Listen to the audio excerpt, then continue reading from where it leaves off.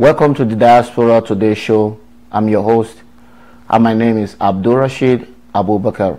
We are one-on-one here today with one of Africa's brightest, successful, and well-respected in the world. I'm talking about Jean Abin Nader, the Executive Director, Moroccan American Trade and Investment Center, an international business advisory. Hello, welcome to the show today. Thank you. It's great to be here with you. Can you tell us down memory line how it all started? That's a really good question because in some ways it's almost a model for how to build good, strong bilateral relationships. In 2003, Mohammed VI, who was the King of Morocco since 1999, when he succeeded his father Hassan II, came to the United States and visited with President George W. Bush. The idea was, how can we build stronger relationships between Morocco, which was the first country to recognize the United States back in 1777, and the United States, which, as you know, is the world's most powerful country. And out of this discussion came the idea of having a free trade agreement between Morocco and the United States.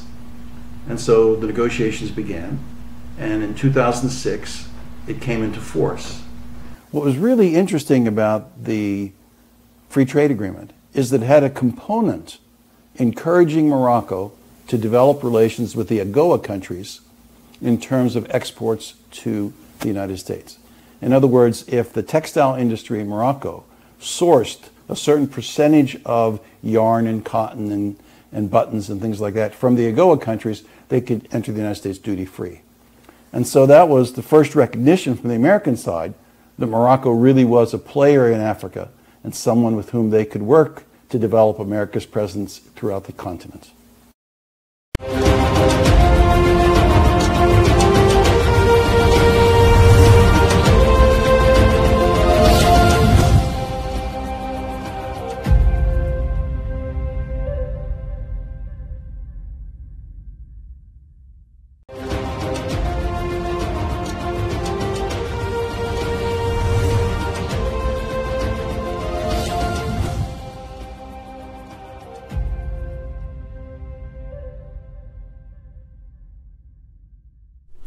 Hello everyone, welcome to the Diaspora Today show on Center Africa TV and Victory One TV.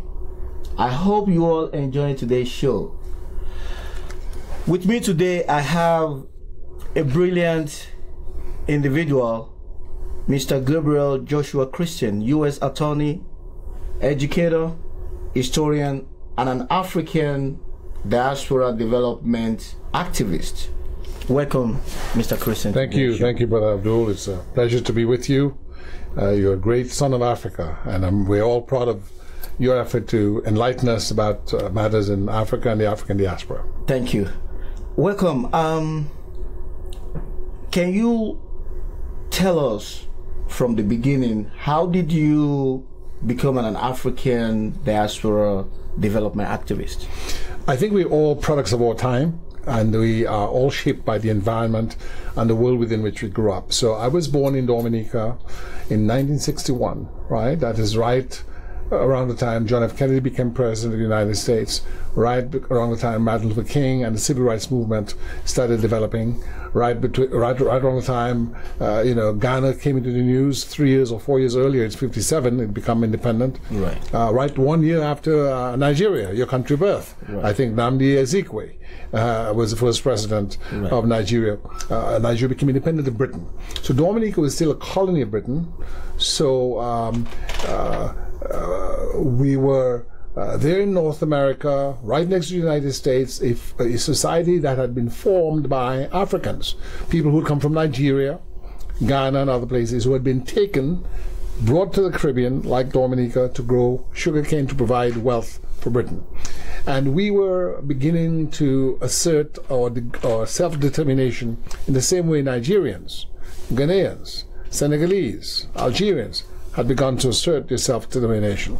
And so as a child, I began to hear the stories of Patrice Lumumba, Nnamdi Ezekwe, and I never forget, as a child, when the Biafran War took place, in Biafra, of course, you had Ojukwu, yes, and in Nigeria you had Yakubu Gowon. I remember clearly it was being discussed at our dinner table. My father had been in the British Army, he had served, he'd been a member of the London Book Club since 1930. We had lots of books in our library, and there was also the Rosewood Public Library that I would visit and read Time magazine and Music magazine about the Civil War. I didn't know all the intricacies of the Civil War, but as I grew older, I could understand. And those things concerned me because as a person of color, someone who had roots in Africa, we wanted to understand how it is we had ended up in the Caribbean. What was going on in Africa? What could we do to better our condition in the Caribbean and in Africa? And of course, then you had the music of the time. James Brown, the famous African-American singer, sang the song, "Say It Loud, I'm Black and I'm Proud." So we also began to get prideful about our condition as African people, people of color. We before were made to think or less than. Now we were very proud to be African. And so people started using African names like Kobe, like Kwame, like Suleiman, and all the things that could relate in their mind a sense of African consciousness. And we started supporting the liberation movement in Angola, the liberation movement in Mozambique, the liberation movement in Guinea-Bissau, because we wanted those countries to be free of Portuguese colonial rule. At the same time, in the United States, because we're English-speaking, North American territory, in places like Jamaica, you had Bob Marley with songs like Africans Unite. He said, what a beautiful thing it would be before God and man to see the unification of all Africans. Wow. Wonderful, powerful song. So that was my generation. And those ideas, that music, that conditioning shaped me into becoming concerned about Africa, not in the abstract, but about its development. So its science, its technology, its industry could be used for the benefit of Africans at home and abroad. Thank you, Mr. Christian. That was fantastic. So how would you like to see the African diaspora move forward? Well, I think the African Union has the right idea. I think Africans overseas, as well as Africans at home, should unite in common endeavor. I was mentioning before we started speaking this morning that when the Ebola crisis took place, the country in the world that gave the most assistance was a country that had a huge African diaspora, and that was Cuba. They had a lot of doctors, and they sent a lot of doctors to Sierra Leone. Yeah, that was true. But I would like to see in the AU also call on all the African countries to set up a laboratory protocol. So you have a continental laboratory network. So laboratories for medical research in Ghana, in Nigeria, in Angola, in South Africa could work on a daily, weekly, monthly basis to exchange data and work on issues like malaria, tsetse fly disease, sleeping sickness, Ebola, other infectious diseases that affect the African population from an Afrocentric standpoint. I don't mean it in an ethnocentric way, because science is science, but we have to develop our internal capacity in Africa to deal with those things so that Africa is not totally dependent on outside resources. Now, the outside resources, whether it's African diaspora resources, or be it European or be it Chinese, we have to relate. I mean, I'm not trying to be exclusionary. Sometimes in thinking about African development, sometimes people have a mistaken belief that we should live in the past and be concerned about what happened to us in the past. What happened in the past, like slavery, like colonialism, it happened. We have to learn from our mistakes. But I think the more important thing is what's happening now that we can do to unite our efforts, unite our resources in science and technology, so we can have entrepreneurship, so we can actually take control of our destiny. Just like what you're doing now. And nobody gave you a huge pot of gold to set up your network, but you saw the need to educate our population, and you're doing a fine job. Thank you, Mr. Christian. Absolutely. You are also doing a great job. Together, to be active, an activist, to be in the forefront, to enlighten and to liberate, our African brothers in the diaspora. Thank you on that note. So where do you see the American-African relations, since President Trump has now made it, his priority, for his political agenda, to prioritize African country? Yes, President Trump is an interesting person. He did have a meeting at the White House with the presidents of the historically black colleges and universities. So when the Civil War ended and Abraham Lincoln was assassinated, those who were abolitionists and who supported freedom for African Americans, white and black, got together and did develop universities like Fisk University, Howard University, the University of Maryland, Eastern Shore, and many universities, in fact a total of 126 universities all across the United States, focused on agriculture, industry, literature, sciences, and so on. The great African American educator, Booker T. Washington, set up Tuskegee Institute, which is now Tuskegee University. So the President Trump, brought those presidents in because he claimed that he would be putting federal government support behind the development of those institutions. We are not certain at this point in time how much of that commitment is real and how much of it is simply for political presentation, but we are very hopeful that he commits to his word indeed. But I am more concerned about what it is we are doing. I believe that the future of the African development process resides in education. And that means we have to partner our universities in Ghana, in Nigeria, in Angola, with the universities in the African diaspora. I think that is already going on. Not at the level that it should. I believe we need to have, for instance, in every African country, using distance learning, which is what this is. This is a form of distance learning because this video will be seen all over the world.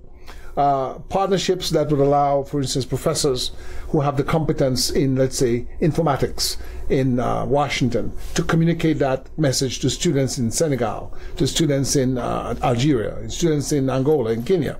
We need to be able to see those things happening now because many of the students in those areas may not have the money to fly over to the United States and pay for a U.S. education. However, if we can bring the education to them via distance learning or by setting up satellite campuses in country in partnership and have exchanges on a regular basis, then we can increase the competence in the arts and sciences of our just like we have it now in Qatar. I was in Doha, a couple of times, and I see they have the George Washington University satellite campus. It's interesting. I've been in 2009. I was a guest of Sheikh Al Thani, Sheikh Moza, for the World Innovation Summit in Education, as a founder of the Dawn Dicker Academy of Arts and Sciences. And I visited, it's on YouTube somewhere, I visited the University City, where they have Carnegie Mellon. Yes, they have They have Virginia Commonwealth. They have the Qatar Foundation. Qatar Foundation is funding all this. They have Georgetown. Right, Georgetown. I'm not sure if they have Oxford, but that's the plan that they have. Yes. So they have the city, and then all these U.S. universities are in Qatar. So if African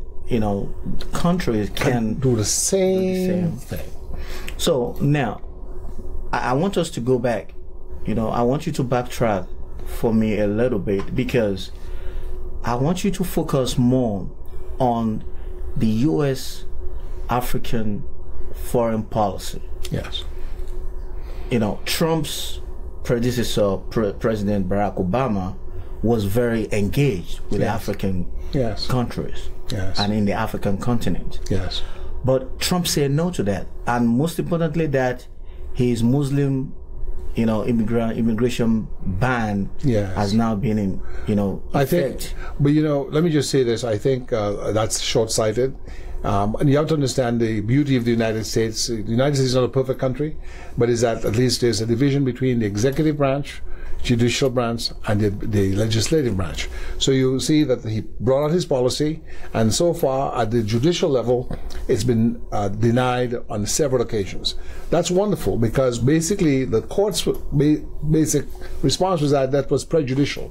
True. The United States Constitution permits freedom of religion, right? And they saw it as a abridgment or an infringement rather of that freedom to religion. That you're targeting a particular religion to exclude, or people from particular countries where Islam is practiced, to exclude them.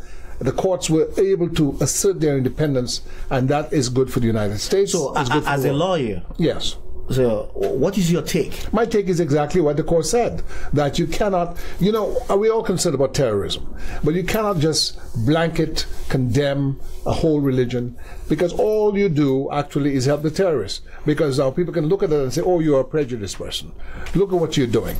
And I think the courts were very wise. He has to narrow the scope and say, I have actionable evidence that people from this particular location are engaged in plans that are contrary to the U.S. national security, and deal with it on that basis.